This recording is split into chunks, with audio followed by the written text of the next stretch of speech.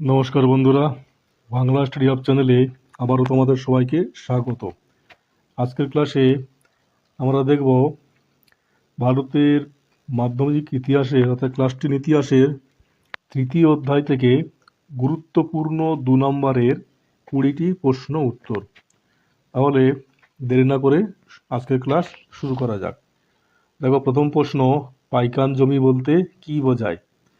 সঠিক উত্তর হলো, দেখো, চুয়াড়রা মেদিনীপুর, বাঁকুড়া প্রভৃতি অঞ্চলে স্থানীয় জমিদারদের অধীনে রক্ষী বাহিনী বা লাঠিয়ালের কাজ করত। এদের পাইক বলা হতো। এই পাইকের কাছে কাজের বিনিময়ে তারা জমিদারদের কাছ থেকে সম্পূর্ণ করমুক্ত জমি ভোগ করত। তাকে পাইকান জমি বলা হতো। ব্রিটিশরা এই জমি কেড়ে নিলে চুয়াড় বিদ্রোহ শুরু হয়। পরের প্রশ্ন দেখো, রানী শিরোমণি কেন বিখ্যাত ছিলেন? মেদিনীপুরের কর্ণগড়ের রানী, তিনি চুয়াড় বিদ্রোহের দ্বিতীয় পর্বের বিদ্রোহীদের নেতৃত্ব দিয়েছিলেন। তার সুদক্ষ নেতৃত্ব ও সাহসিকতার জন্য তাকে মেদিনীপুরের লক্ষ্মীবাই বলা হয়। 1799 খ্রিস্টাব্দে ব্রিটিশরা তাকে বন্দী করে এবং পরে তার মৃত্যু হয়। দক্ষিণ পশ্চিম সীমান্ত এজেন্সি কেন গঠিত হয়েছিল? 1831-32 খ্রিস্টাব্দে ভয়ঙ্কর কোল বিদ্রোহ দমনের পর ব্রিটিশ সরকার উপলব্ধি করে যে সাধারণ আইন দিয়ে আদিবাসী অঞ্চল শাসন করা সম্ভব নয়। তাই কোল অধ্যুষিত রাঁচি, হাজারিবাগ, মানভূম প্রভৃতি অঞ্চলকে নিয়ে 1834 খ্রিস্টাব্দে দক্ষিণ পশ্চিম সীমান্ত এজেন্সি অর্থাৎ সাউথ ওয়েস্ট ফ্রন্টিয়ার এজেন্সি নামের একটি পৃথক বা অনিয়ন্ত্রিত অঞ্চল গঠন করা হয়।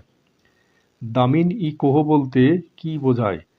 দেখো, দামিন-ই-কোহ শব্দের অর্থ হলো পাহাড়ের প্রান্তদেশ।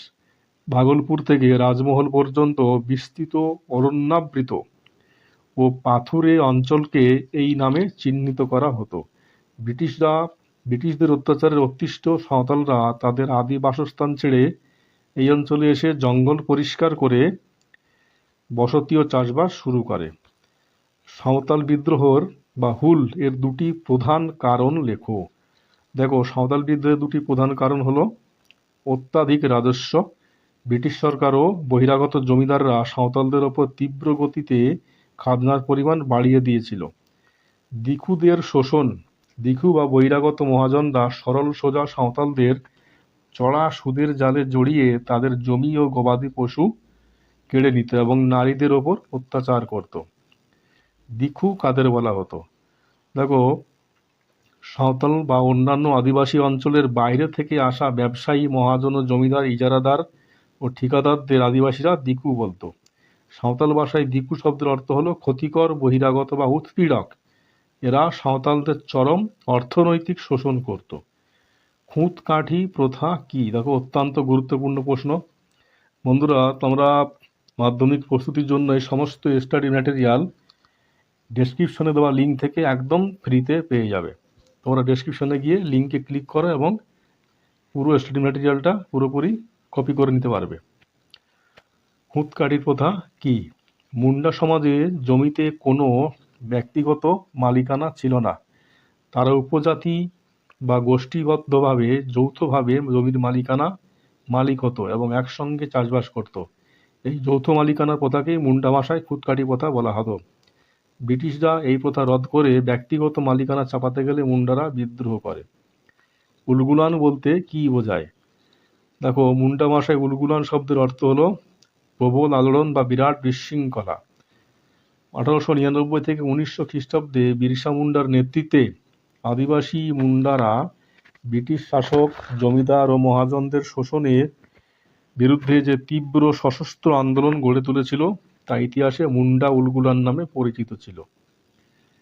বিরসা মুন্ডার প্রধান লক্ষ্য কি ছিল? দেখো, বিরসা মুন্ডার প্রধান 2টি লক্ষ্য ছিল মুন্ডা সমাজ থেকে বহিরাগত শত্রু বা দিখুদের তাড়িয়ে স্বাধীন মুন্ডা রাজ প্রতিষ্ঠা করা, মুন্ডাদের নিজস্ব ধর্ম সংস্কৃতি রক্ষা করে তাদের মধ্যে নৈতিক ও সামাজিক সংস্কার ঘটানো। সন্ন্যাসী ও ফকির বিদ্রোহের 2টি অর্থনৈতিক কারণ উল্লেখ করো। সন্ন্যাসী ও ফকির বিদ্রোহের 2টি প্রধান অর্থনৈতিক কারণ হলো তীর্থকর ধার্য ব্রিটিশ কোম্পানি সন্ন্যাসী ও ফকিরদের ওপর অন্যায়ভাবে তীর্থকর ও ধর্মীয় কর বসিয়েছিল। জোরপূর্বক কর আদায়। 1770 খ্রিস্টাব্দের 76 মন্বন্তরে চরম দুর্ভিক্ষের সময়ও কোম্পানি ও সন্ন্যাসী কৃষকদের ওপর থেকে খাজনা মকুব করেনি, বরং জোর করে কর আদায় করছিল। ওয়াহাবি আন্দোলনের প্রকৃত উদ্দেশ্য কী ছিল? দেখো, ওয়াহাবি শব্দের অর্থ হলো নবজাগরণ।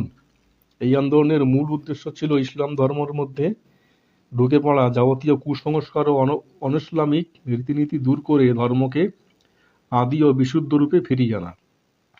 তবে ভারতে এসে এটি ব্রিটিশ বিরোধী ও জমিদার বিরোধী একটি রাজনৈতিক অর্থনৈতিক আন্দোলনের রূপ নেয়। তিতুমির কেন স্মরণীয় হয়ে আছেন? দেখো, তিতুমিরের প্রকৃত নাম মীর নিসার আলী। বাংলায় ওয়াহাবি আন্দোলন বা তরিকা-ই-মুহাম্মাদিয়া আন্দোলনের প্রধান নেতা ছিলেন। তিনি 24 পরগনার নারকেলবেড়িয়া গ্রামে একটি বিখ্যাত বাঁশের কেল্লা তৈরি করে অত্যাচারী জমিদার এবং ব্রিটিশদের বিরুদ্ধে স্বাধীন প্রশাসন গড়ে তোলেন। তিনি শোষিত হিন্দু, মুসলিম, দরিদ্র কৃষকদের একত্রিত করে লড়াই করেছিলেন। তিতুমির কেন বাঁশের কেল্লা নির্মাণ করেছিলেন? তিতুমির স্থানীয় অত্যাচারী জমিদার যেমন কৃষ্ণদেব রায় এবং ব্রিটিশ নীলকরদের হাত থেকে গরিব কৃষকদের রক্ষা করার জন্য এবং নিজের অনুগামীদের সামরিক প্রশিক্ষণ দেওয়ার জন্য 24 পরগনার বারাসাতের নারকেলবেড়িয়া গ্রামে একটি দুর্ভেদ্য বাঁশের কেল্লা নির্মাণ করেছিলেন। এটি ছিল তার সদর দপ্তর। ফরাজি আন্দোলনের মূল লক্ষ্য কী ছিল? দেখো, হাজী শরিয়াতুল্লাহ প্রবর্তিত ফরাজি আন্দোলনের মূল লক্ষ্য ছিল ইসলামের নির্ধারিত বাধ্যতামূলক কর্তব্যগুলো পালন করা এবং মুসলিম সমাজকে কুসংস্কার মুক্ত করা। পরবর্তীকালে তার পুত্র দুদু মিয়ার নেতৃত্বে এই আন্দোলনের শোষক জমিদার নীলকর ব্রিটিশ সরকারের বিরুদ্ধে একটি শক্তিশালী কৃষক আন্দোলনে পরিণত হয়। দুদু মিয়া কে ছিলেন?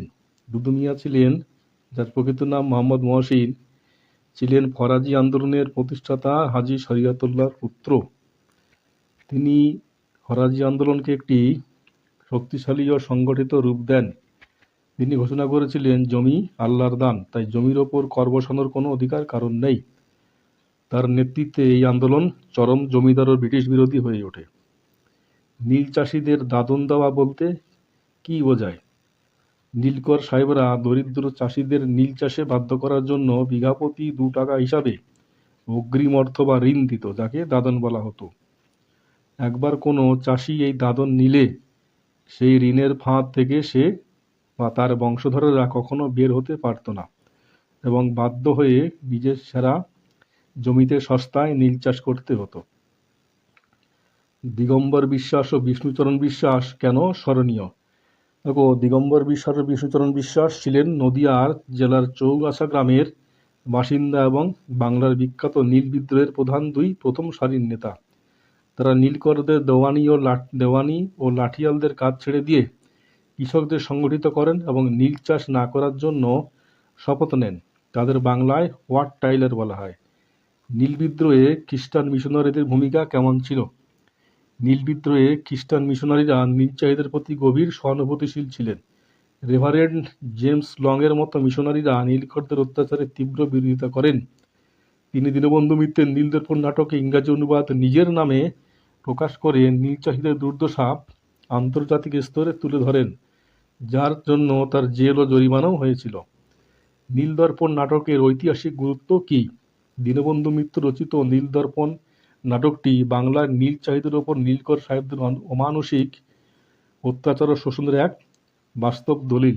এই নাটকটি তৎকালীন বাঙালি বুদ্ধিজীবী ও সাধারণ মানুষের মধ্যে তীব্র জাতীয়তাবোধ ও ব্রিটিশ বিরোধী চেতনার জন্ম দিয়েছিল। ব্রিটিশ সরকার কেন অরণ্য আইন পাশ করেছিল? দেখো, এটা অত্যন্ত গুরুত্বপূর্ণ প্রশ্ন। ব্রিটিশ সরকারের মধ্যে দুটি উদ্দেশ্যে 1865 ও 1878 খ্রিস্টাব্দে অরণ্য আইন পাশ করে। যেমন, রেলের স্লিপার তৈরি এবং যুদ্ধজাহাজ নির্মাণের জন্য ভারতের মূল্যবান কাঠের যেমন শাল, সেগুনের সম্পূর্ণ রাষ্ট্রীয় নিয়ন্ত্রণ কায়েম করা এবং বনের ওপর আদিবাসীদের চিরাচরিত প্রথাগত অধিকার কেড়ে নিয়ে কাঠ কাটা, পশু শিকার ও ফলমূল সংগ্রহের ওপর কর বসানো। তাহলে বন্ধুরা, আজকের ক্লাস এই পর্যন্ত। ভিডিওটি স্কিপ না করে পুরোপুরি দেখো, অনেকটা উপকারে আসবে আশা করি। এবং ভিডিওটি ভালো লাগলে লাইক কমেন্ট ও শেয়ার করো, এবং এই ধরনের আরও ভিডিও পাওয়ার জন্য চ্যানেলটি